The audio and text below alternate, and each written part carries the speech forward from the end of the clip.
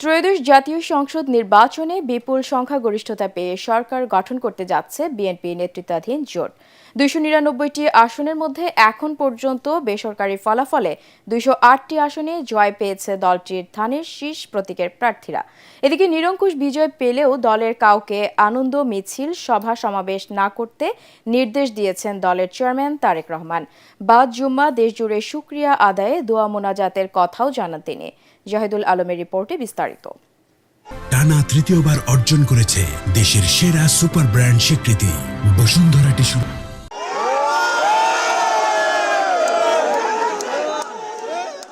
দীর্ঘ ২০ বছর পর চতুর্থবারের মতো সরকার গঠনের পথে জিয়াউর রহমানের প্রতিষ্ঠিত গণতন্ত্রকামী দল বিএনপি।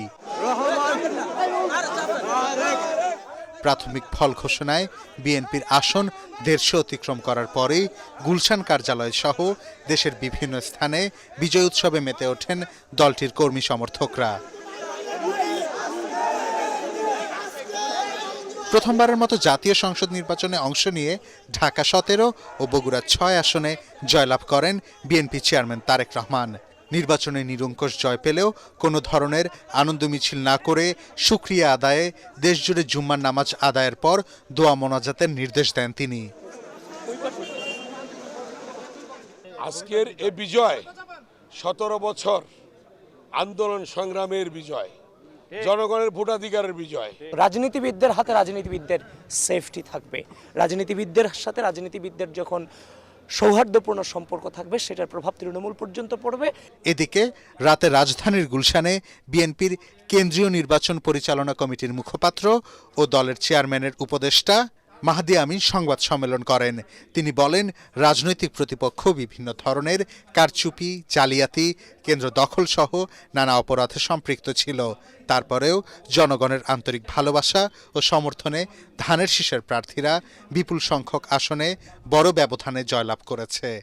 বিএনপির বিজয় অনিবার্য ও নিরঙ্কুশ, সেটিকেই স্তিমিত করার কোনো অপপ্রয়াসই সফল হবে না বলেই আমরা দৃঢ়ভাবে বিশ্বাস করি। অন্যদিকে বিপুল ভোটে নির্বাচিত হওয়ার পর প্রতিক্রিয়ায় কক্সবাজার ১ আসনের বিএনপির প্রার্থী সালাউদ্দিন আহমদ বলেন, তার আসনে মানুষের প্রতি তিনি যে প্রতিশ্রুতি দিয়েছেন জন আকাঙ্ক্ষা পূরণে এর চেয়ে বেশি কাজ করবেন তিনি।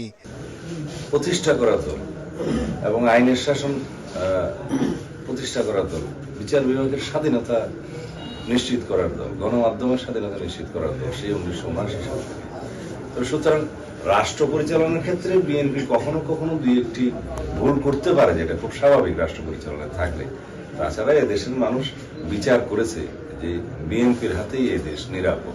এছাড়া নির্বাচনে ঠাকুরগাঁও ১ আসনে মির্জা ফখরুল ইসলাম আলমগীর, ঢাকা ৮ আসনে মির্জা আব্বাস, নাটোর ২-এ রুহুল কুদ্দুস তালুকদার দুলু, দিনাজপুর ৬-এ AZM জাহিদ হোসেন, নেত্রকোনা ৪-এ লুৎফুজ্জামান বাবর, নরসিংদী ২-এ আব্দুল মঈন খান, পটুয়াখালী ৩-এ বিএনপি জোটের গণ অধিকার পরিষদ নেতা নুরুল হক নূর, ভোলা ১-এ বিএনপি জোটের বিজেপির আন্দালিব রহমান পার্থ, ভোলা ৪-এ নুরুল ইসলাম নয়নের মতো হেভিওয়েট প্রার্থীরা জয়লাভ করেন।